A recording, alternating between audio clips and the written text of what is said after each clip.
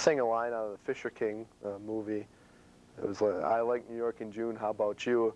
And some of the looks that you get from the other guys, it was pretty funny. We dedicate extra points to kids in school like Gino and just different kids, you know, from week to week. Cool. I can't say what. I'd have to say Kunstman before the Greenfield game last year, sitting around in his underwear. But and I know we're not really allowed to talk about what happened up there, but if I just say a couple things, I'm sure some of the seniors on the team know what I'm talking about. If I say, you know, Tony Weber, last time we played these guys, we beat the crap out of them, 6-0. Or Greg Kunstman, I'd hate to meet you in a dark alley. Or J.C. Luster, I love you all like brothers. You brought this up a while ago. It was last year when JJ and Jason got in that little fight. That's one of the funny things, you know.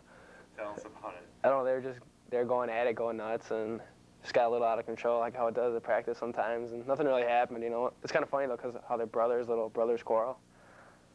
Clint, every time I went under center, he'd start farting or doing something, girl swiping boogers on the ball, and he always get a kick out of that. And Gary, because we were Cal partners, and every time I get down on my hands and knees, I had to smell them pants of his. I swear I never watched them once. They rotted. Probably in a locker room, it was like me, Clinton, Ortloff, we were like the hit mob in there, and when it came to Noel, giving him swirlies, so that was a big thing. Yeah. Giving Noel a swirly was pretty good. Probably when you and Noel got into it up in the weight room when he was laughing at you or whatever, and you flipped out, and Noel's looking at Noel's eyes almost bugged out of his head. He was so scared. We'll have to be in the mood room when you were tuning out Dan Noel, because he was making faces to Clint or something, and I thought he was gonna start crying. I was just, I don't know, I was just dying inside. I couldn't stop laughing. I have to go with the Noel swirly thing like everyone else. I wasn't really involved with it, but we just sat back and watched. I didn't want to stop it because it's Noel. What do you think about it? Well, on the field, like, I don't know, like last year, I was lining up at the guard spot. I was in my stance, and I seen Clint, and, you know, everyone thinks Clint's dirty and everything. And, well, I seen him snap with his right hand, and with his left hand, he grabbed down, got a piece of grass from the field, and threw it in the guy in front of him's face. Kind of blinded him for a little while, and then pancaked him and asked him how it felt to eat grass. That's probably the funniest thing I've ever had. Oh, I got to go with the Noel swirlies. There's times where I tried to break them up because I just thought that was a little rude, trying to give a Noel a washing every day, but... Pretty much almost every game on a PAT or something, Kunzman would start singing Gino. I like New York in June. How about you? I always got a kick out of that. No matter, just the look on the other team's faces, they're all getting riled up, and can't picture Kunzman singing something like that especially during a game and varsity football game. Well, we line up basically seniors in the front, and then it just goes seniors, juniors, sophomores, and then if there's a couple freshmen, they go to the back. And then I think his name is Tony, comes out from the field house after getting all his stuff, and he sees all the captains, lined up at the front. So I mean, I just take it that he wanted to be a captain, so he lines up with all the seniors in the front. Just thought it was pretty funny. I guess the funniest things is just watching everybody torment Noel all the time. Even gave him a couple of swirlies in the locker room a couple of times, so I guess that's all I can really remember. Respond to that and tell me how much truth it is, or Well, they've got me once, but what?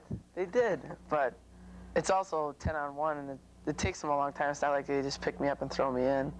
It takes them a while. People beating on my hands and stuff, but it doesn't bother me. As long as it's clean, I don't give a shit. I don't care. I could care less.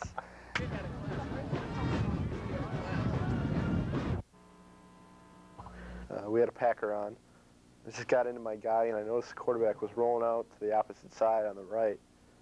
And I just chucked my guy, got rid of him, ran out to the other side, and sacked him. It was one of the few plays where I got to flat-out run and show my athletic ability. Good. What game? I'd have to say it was the second playoff game against Burlington. It was a pass, and I think Stevie Madden or Chuck Dronzo flushed the guy out of the pocket a little bit, but I used a swim move, went over my guy, came around from the outside, and sacked Ryan DeSalt, and he really didn't get sacked too much all season, so I guess it was a pretty good play. Good. That'd have to be against Racine Park this year. It was like we were on like a 5-yard line, and I got the call. I think it was like a 35 power, and it kind of got stacked up, but I just kept driving. Coach DeQuisto always says, you get inside the 20, 10, you got to smell the end zone. I just smelt it, and I didn't let anybody stop me, and I got in. Do you remember the play? Yeah, I think it was 35 power, or 34 power. 34 power it was. Play was against Burlington in the fourth quarter, about 3 minutes left. It was 20-6, and they were kind of close, and the game was still kind of edgy. And we ran a 984 seam pass to Chris Sams, and I dropped back, kind of looked off the safety, and saw him cutting over the middle. And I threw it, and I got hit, and I went down, and I didn't hear nothing. It was like that real silent pause. So I was kind of, oh, what happened? And then I heard our crowd roar, so I figured something went right, and he scored. And then just coming off the field, and everybody was just going crazy. And I remember giving you a big high five. You were going crazy, and everybody else was going crazy. And that was probably the best feeling right there. It was probably against Racine Park this year, and it was a Badger right 6 zone, and it was the same play that I ran the year before for like a 60-yard touchdown, and this year it worked again for like a 60-yard touchdown. Why did that stick out as being as a big play you played in a state championship? Why is that game against Racine Park memorable? I don't know. I always felt like that was the biggest game up to that point in the season. I always felt like it started off the season right. It would have to be the Burlington game. It would have been either the 7 powers or the 7 zones. They were working all right because my guy he wasn't real tough, and I was able to take him pretty easily. Good. All right, had to be the Toast West game in which I had 2 interceptions. And it was the play on my second interception. It was a slant, and I saw it right away, and I came right up and stepped in front of him and caught intercepted the pass, and then took it the other way. That was probably, because that's what Mr. Larson teaches us all the time, and that's probably the... All right, it was like a Packer call or something like that, and it was in the state championship game against Menominee, and their quarterback, Miller, rolled out to the right and tracked him down, got her on the end, and threw him down for about a 5 or 6 yard loss. Well, I guess the one that really sticks out in my mind is the JV one for Tulsa West. And it's the last play of the game, and I forgot what play it was, but I was on defense. But all of a sudden, I just stand up, and the quarterback was right there, so I just took him down. Exactly. Good. In Madison, I forced Brett Pember to fumble in front of all the fans. It just felt awesome. Good. The crowd going crazy. Do you remember what the defense was or what the call was?